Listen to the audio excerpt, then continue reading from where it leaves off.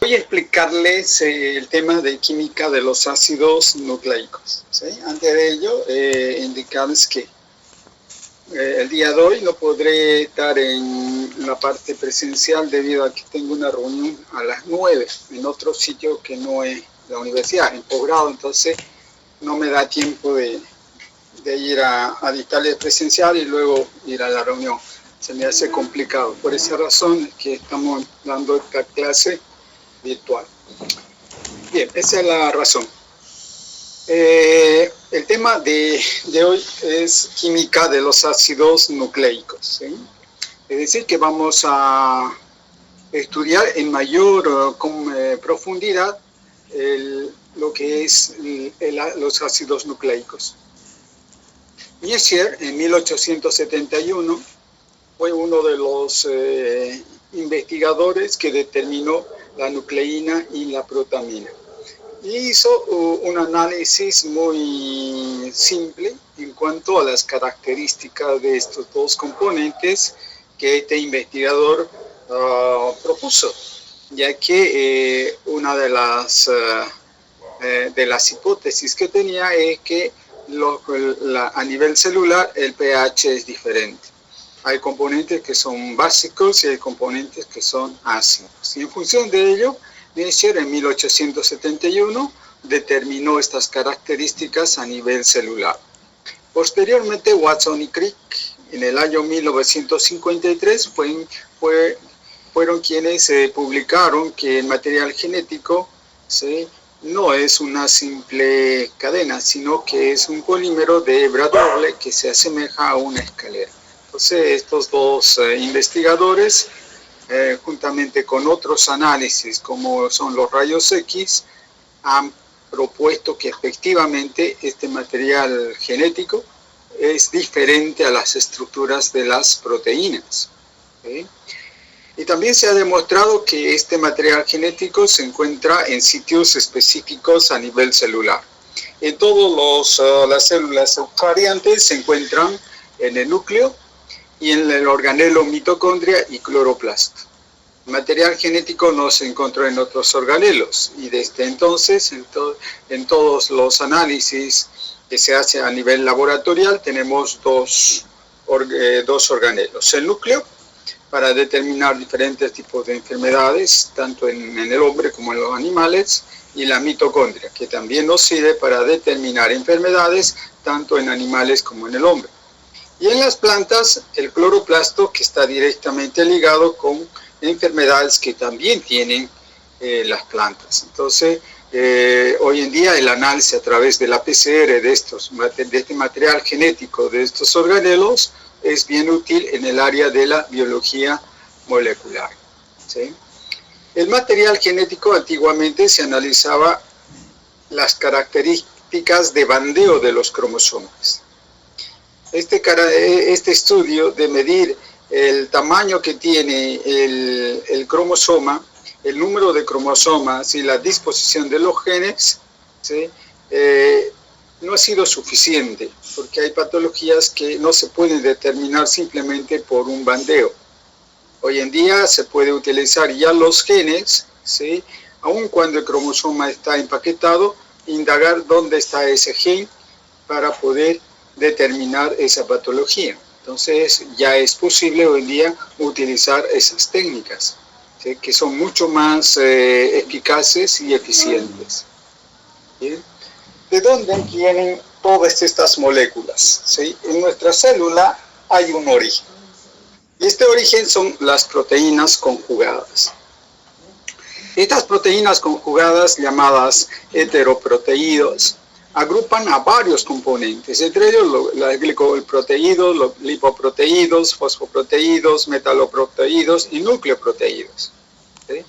Todos estos de aquí se diferencian con este de aquí porque este no lleva azufre, tiene carbono, hidrógeno, oxígeno, nitrógeno. En cambio, estos pueden llevar azufre en su estructura, por lo cual hay una diferencia abismal con respecto a estos de aquí. ¿Sí? Cada uno de ellos van a tener características diferentes. ¿Sí? Por lo tanto, sus estudios están netamente relacionados en el campo netamente bioquímico. En cambio, los nucleoproteídos es un análisis netamente en el campo de la biología molecular, ya que estos son constituyentes principales de los genes, lo cual nos va a permitir poder identificar en el laboratorio y determinar en qué manera las estructuras químicas pueden ser utilizadas en diferentes equipos para su identificación. Por ello vamos a entrar a un estudio muy minucioso acerca de los nucleótidos o llamados ácidos nucleicos. Sabemos que estos nucleótidos y ácidos nucleicos forman parte del material genético, ¿sí? Sabemos que el material genético como concepto, ¿sí?, es las estructuras que comprenden tanto el DNA como el RNA, ¿sí? Y entre ellos está el DNA. El DNA es un polímero que tiene enlaces que se unen entre ácidos nucleicos de DNA formando enlaces fosfodiéster, ¿sí?, y que son de hebra doble y son estables y además contienen histonas y no histonas. El RNA viene a ser también ácidos nucleicos de RNA enlazados por enlaces fosfodiéster de una hebra simple, es inestable y no tiene histonas y no tiene no histonas. Eso significa entonces que ya el concepto de material genético agrupa a estos componentes, ¿sí? Y un ácido nucleico viene a ser la unidad fundamental tanto del DNA y RNA, ¿sí? Por ello que en el concepto de material genético debemos de especificar tanto para el DNA y el RNA que el ácido nucleico es procedente para DNA y el ácido nucleico procedente para RNA, ya que a nivel estructural hay diferencias. A pesar de que tienen estructuras similares, existen moléculas que las van a diferenciar. Los nucleótidos, entonces, un nucleótido está constituido por un grupo fosfato y un nucleósido. Un nucleósido está constituido por un azúcar y una base nitrogenada. Y sus características químicas es que los fosfatos son ácidos, el azúcar es neutro y la base nitrogenada es básico, es decir, una característica que muy pocas veces se ven en moléculas de este tipo a nivel celular. Pero todos los nucleótidos, que es la unidad fundamental del material genético, sí tienen esta característica. Estudiando ya las estructuras donde están los enlaces, podemos observar que aquí se encuentran los enlaces fosfodiéster. Estos enlaces están ligados a esta molécula neutra, que es el azúcar, y este azúcar se liga con esta molécula que es básica, que es un heterocíclico, ¿sí? Entonces tenemos un grupo fosfato y un grupo heterocíclico, los cuales son unidos por un grupo neutro, ¿sí? Entonces los heterocíclicos vienen a ser estructuras de derivados del benceno que tienen resonancia a nivel interno, ¿sí? En cambio este no tiene y este tampoco no tiene. Pero su característica ácida es lo fundamental de esta molécula. Por eso que el material genético puede disolverse en un medio acuoso y formar inclusive sales, ya que el ácido fosfórico puede perder hidrógenos y formar enlace con los metales. O puede unirse con grupos alquilos y formar los enlaces fosfodiéster, ¿sí? Este es un enlace monoéster y cuando este se une a otro se llama fosfodiéster. Bien.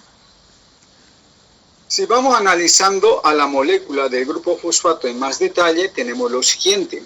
El grupo fosfato como tal presenta a nivel del oxígeno, ¿sí?, 4 oxígenos. Uno de ellos puede unirse a un grupo R llamado fosfoéster, ¿sí?, y puede unirse a 2 grupos alquilos formándose el fosfodiéster. La R significa compuesto orgánico, ¿sí?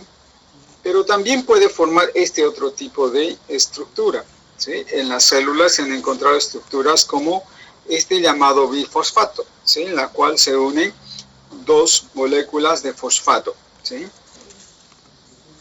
Y esto podemos encontrarlos en el adenosín trifosfato, la energía, donde se forma esta molécula en la mitocondria, ¿sí? Estas moléculas pueden generar estructuras de uniones poliméricas, y esto hace que estas moléculas sean muy energéticas a nivel celular. El azúcar es un componente neutro, un compuesto comprendido por 5 átomos, no tiene 6 átomos, 5 átomos, ¿sí? In vitro podemos obtener moléculas que son lineales, pero in vivo estos forman heterocíclicos de esta manera, ¿sí? Por lo cual el azúcar en los ácidos nucleicos se encuentran en esta disposición, ¿sí? Y podemos observar que hay diferencias entre moléculas que son del DNA y el RNA. La desoxirribosa, que corresponde al DNA, si ustedes se fijan, el carbono 2 del ciclo, del heterocíclico, tiene hidrógeno. En cambio, el carbono 2, que corresponde a la molécula del RNA, tiene un oxígeno. Aquí hay ausencia de oxígeno y aquí hay presencia de oxígeno. Entonces, esto hace de que exista una diferencia en las moléculas de los ácidos nucleicos. Este ácido nucleico es de DNA y corresponde al polímero de DNA. Este es un ácido nucleico de RNA y corresponde a los ácidos nucleicos del RNA, es decir, a la cadena de RNA y este a la cadena de DNA. Otro aspecto importante es el carbono 3', este de aquí. Es un centro activo reconocido por la enzima para sintetizar estas moléculas. La enzima que actúa aquí es la enzima DNA polimerasa. Y la enzima que actúa aquí es la enzima RNA polimerasa. Entonces, ya podemos tener componentes, o podemos conocer componentes que son útiles para poder utilizarlos, estas moléculas, en diferentes técnicas, ¿sí? Es posible bloquear este de aquí para poder terminar una secuencia de material genético, y eso hacen los ingenieros genéticos para la síntesis de primer, ¿sí? Bloquean, o en la secuenciación bloquean.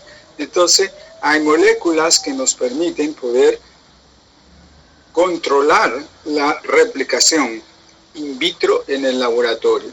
Estas moléculas se pueden representar gráficamente de esta forma, ¿sí? Es obvio que aquí no va a haber oxígeno, ¿sí? Donde hay oxígeno hay enlace, ¿sí? Y en los que no, no hay enlace, ¿sí? Entonces son representaciones de la nomenclatura de química orgánica que nos permiten representar estas moléculas de forma cíclica de esta manera, ¿sí? Y esta es la forma lineal. Bien, las bases nitrogenadas son otros componentes, y estos son componentes básicos, ¿sí? En cambio, el azúcar es neutro y el grupo fosfato es ácido, ¿sí? El grupo fosfato es ácido debido a que estos electrones de aquí pierden hidrógeno y ganan electrones, y al ganar electrones se cargan negativamente. Por eso decimos que el material genético tiene un carácter ácido, porque gana electrones, ¿sí? En cambio, en las moléculas que son bases nitrogenadas, estas bases nitrogenadas son de carácter básico, ¿sí? Estas moléculas tienen enlaces dobles conjugados, y esto permite que haya una resonancia, ¿sí? Esta corresponde a los derivados de la pirimidina, ¿sí? O bases pirimidínicas. Y entre estas bases pirimidínicas están los siguientes componentes, que son la citosina, la timina y el uracilo. El uracilo corresponde netamente al RNA, y estos de aquí pueden estar tanto en el DNA como en el RNA. Claro está que estas moléculas no van a cambiar. Lo que va a cambiar es el grupo azúcar, tanto del DNA y el RNA. Y estas mantienen sus características, ¿sí? Este tiene un grupo cetónico, tiene un grupo amino, cetona, cetona, ¿sí? Y el uracilo tiene dos grupos cetonas a este nivel. Estas son las posiciones de los carbonos donde se unen estas moléculas, estos grupos funcionales. Y la otra base nitrogenada, que corresponde a la adenina y guanina, son derivados de las bases púricas, ¿sí? Tenemos una pirimidina unido a este ciclopentano. También los enlaces son conjugados y tenemos nitrógenos. Estos nitrógenos poseen electrones libres, y estos electrones libres pueden formar puentes de hidrógeno. Estos serán los encargados de unir entre dos hebras. Y ahí se forma la doble hebra del DNA. Esta es la nomenclatura y la numeración de los átomos. Esto es útil para los químicos y también para los ingenieros genéticos para poder sintetizar moléculas que van a ser útiles durante la síntesis in vitro de este material genético. Entonces tenemos en este grupo de las bases púricas a dos componentes, uno que son la adenina y otra que es la guanina. Ambos están tanto en el DNA como en el RNA. Tienen grupos aminos y grupos cetónicos, ¿sí? Este tiene grupo amino, este tiene grupo amino y grupo cetónico, ¿sí? Bien. Estas moléculas entonces son útiles en la unión entre molécula y molécula, ¿sí? Entonces cuando se une un ácido nucleico con otro ácido nucleico, lo hace a través del grupo fosfato. Por eso se llaman enlaces fosfodiéster. Y esta es la unión de la molécula, ¿sí? Esta es una molécula de RNA. Tenemos adenina, guanina, uracilo, citosina, ¿sí? Esta molécula no contiene una hebra doble, ¿sí? Y va en sentido 5', 3'. Entonces tenemos una relación de unión de estas moléculas. Pueden representarse de estas formas. En las revistas científicas, el material genético, los primers a veces lo representan de esta forma. Entonces, es el desglose de estos de aquí de esta forma. Tanto el DNA y como el RNA son moléculas que van a variar en sus estructuras químicas. Fíjense el RNA, el carbono 2', forma grupo oxidrilo, ¿sí? En todos los ácidos nucleicos, ¿sí? Y también tiene un enlace fosfodiéster que es común con el DNA, ¿sí? La diferencia está a este nivel, en el carbono 2'. Este de aquí no tiene oxígeno, en cambio de aquí sí tiene oxígeno, ¿sí? Por ello que en el concepto de material genético y cuando estamos definiendo las características del RNA y el DNA, debemos de tomar en cuenta esta característica en el momento de redactar, ¿sí?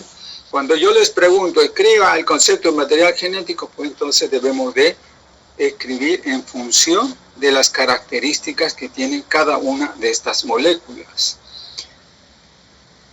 El DNA como tal también tiene características que no tiene el RNA. Al formar una hebra doble, esta molécula a nivel de las bases nitrogenadas forman los puentes de hidrógeno, ¿sí? O enlaces electrostáticos. Estos puentes de hidrógeno o enlaces electrostáticos son útiles en el momento de realizar síntesis in vitro en el laboratorio, ¿sí? Ya que nos determinan la temperatura media de desnaturalización, ¿sí? El término desnaturalización, desde el punto de vista de la biología molecular, no es lo mismo que desnaturalización en el área bioquímica.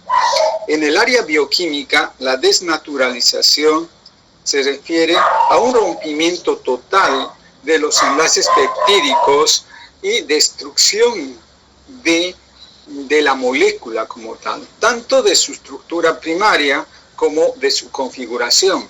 En cambio, en biología molecular, el término desnaturalización del material genético significa rompimiento de los puentes de hidrógeno o enlaces electrostáticos por acción de la temperatura o un pH alto. Entonces, esto se distribuye en dos monohebras. Y estas monohebras permiten la separación de la hebra doble y poder amplificar el material genético con los primers. La temperatura de desnaturalización T medios va a depender de la cantidad de puentes de hidrógeno entre guanina y citosina. Cuanto mayor sea el número de guanina y citosina, el T medio será mayor, es decir, vamos a necesitar mayor temperatura para romper esa hebra doble. Si la relación es contrario, hay mayor cantidad de la unión adenina y timina, que es solamente dos enlaces, la temperatura media de desnaturalización va a ser menor, ¿sí? Por lo cual, los que construyen los primers toman en cuenta esta característica para que ese primer pueda unirse fácilmente a la monohebra y luego elongar la cadena para tener amplificado el gen que se está investigando. Por ello es importante tomar en cuenta esta característica, ¿sí? La desnaturalización del DNA y las características que éstas tienen en una secuencia de una hebra doble de un determinado gen. Bien. La estructura del DNA es una hélice doble, ¿sí? Esta hélice doble, ¿sí?, puede estar hacia la derecha o hacia la izquierda. En los surcos del material genético se encuentran las histonas y no histonas, que son proteínas que le dan estabilidad a la molécula del DNA. Por lo tanto, vamos a encontrar un DNA tipo A, un DNA tipo Z y un DNA tipo B. El DNA tipo B es el que se encuentra en mayor cantidad y es el que contiene el genoma completo de la especie. Tanto el DNA Z y el DNA intervienen en algunas reacciones bioquímicas con la finalidad de que los genes del DNA B se activen, ¿sí? Están presentes, pero en menor cantidad. Sus características estructurales son diferentes. Cada una de ellas es distinta, ¿sí? Por lo cual debemos de considerar cada una de ellas en el momento de hacer los análisis del material genético. El investigador Charles Graf fue uno de los investigadores que dio a conocer que la unión entre adenina y timina, y citosina y guanina es el 50%. No existe en todos los seres vivos una cadena desapareada. Todas están apareadas. Lo único que varía es el porcentaje y la disposición de cada nucleótido. Y esto hace la variabilidad de los genes, ¿sí? Si bien es común cada una de estas moléculas en todas las especies, pero la disposición y la cantidad es diferente.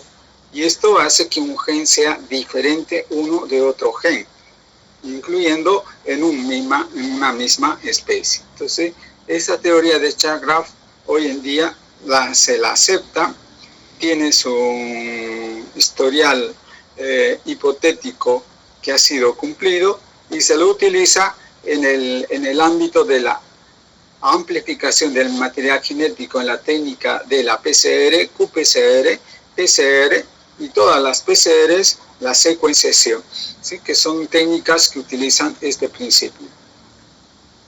La parte físico-química del DNA es importante para poder saber la cantidad de DNA que tenemos.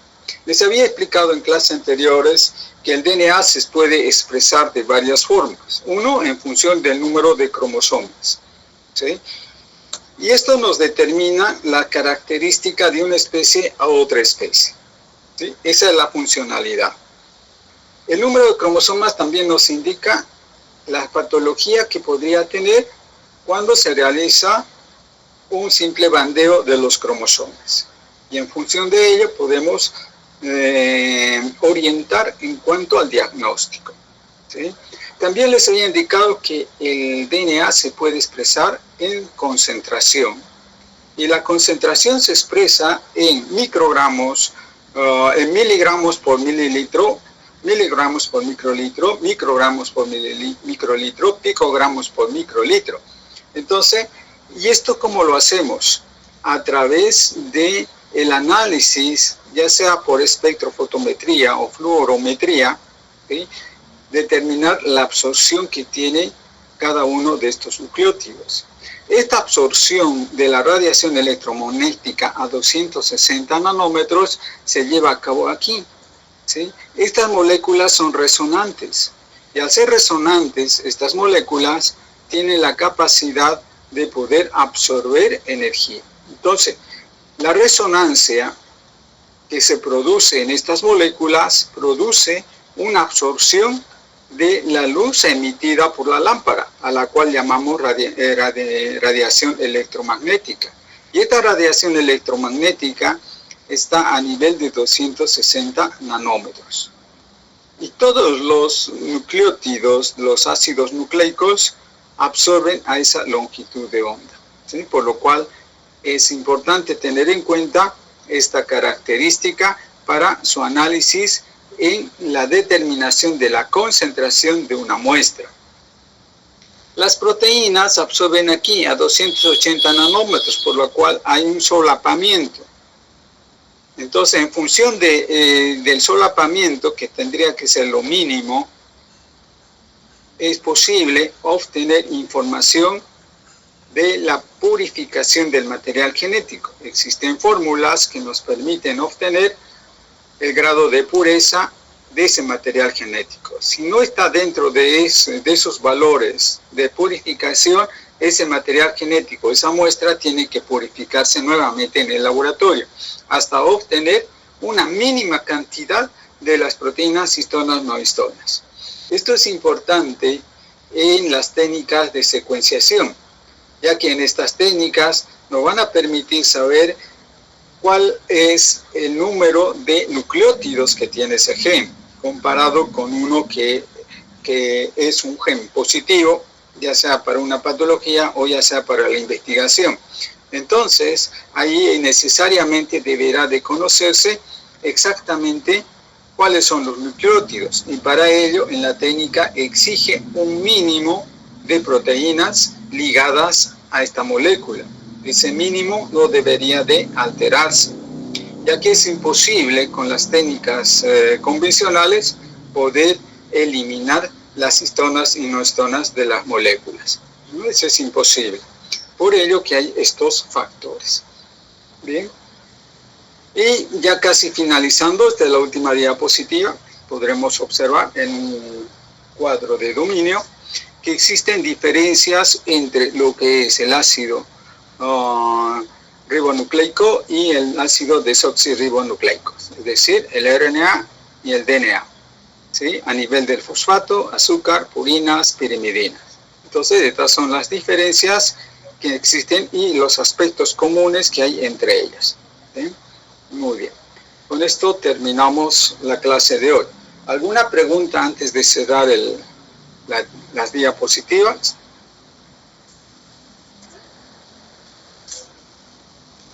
Hasta contar 3. 1, 2, 3. No hay nada.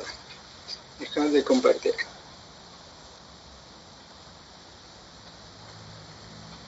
Muy bien. Ok. Voy a dictarles el cuestionario de química de ácidos nucleicos. Y esta tarde voy a habilitar el Moodle para que ustedes puedan ya tener el archivo abierto durante 4 días para que ustedes puedan subir el cuestionario. Primera pregunta. El material genético, ¿cómo están constituidos y cuáles son los componentes estructurales?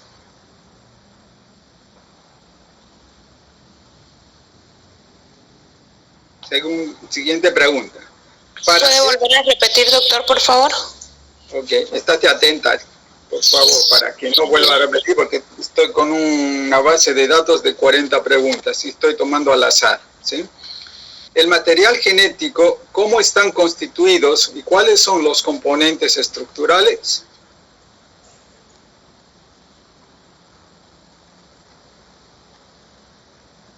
El material genético comprende dos tipos de ácidos nucleicos. ¿En qué clase de células se encuentran y cuál es la excepción?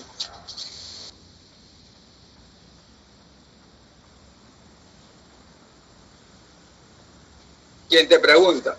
¿Los azúcares del DNA y RNA cómo difieren?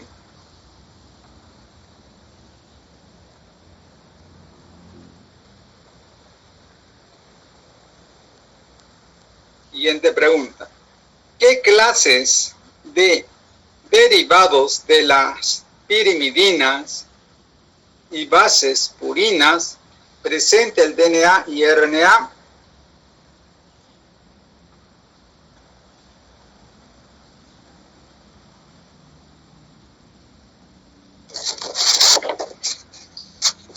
Siguiente pregunta.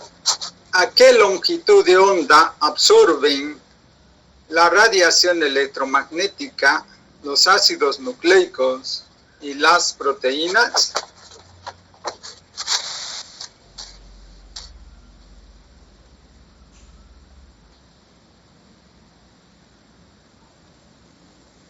Siguiente pregunta. ¿Cuáles son las formas alternativas de la estructura del DNA?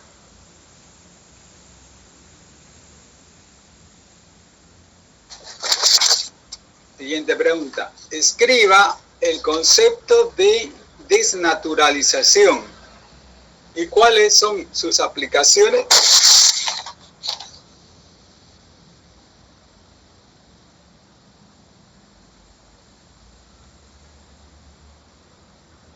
Siguiente pregunta. ¿Cuáles son las propiedades físico-químicas del DNA?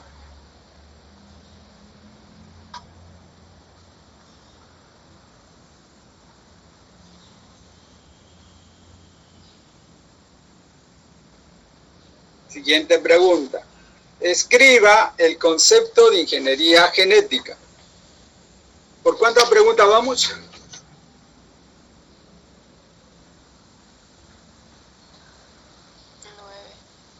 9. 9. Una más entonces.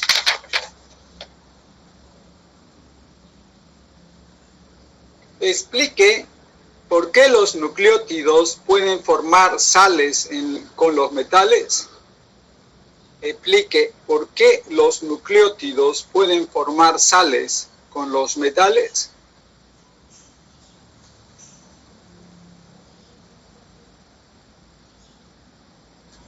Listo.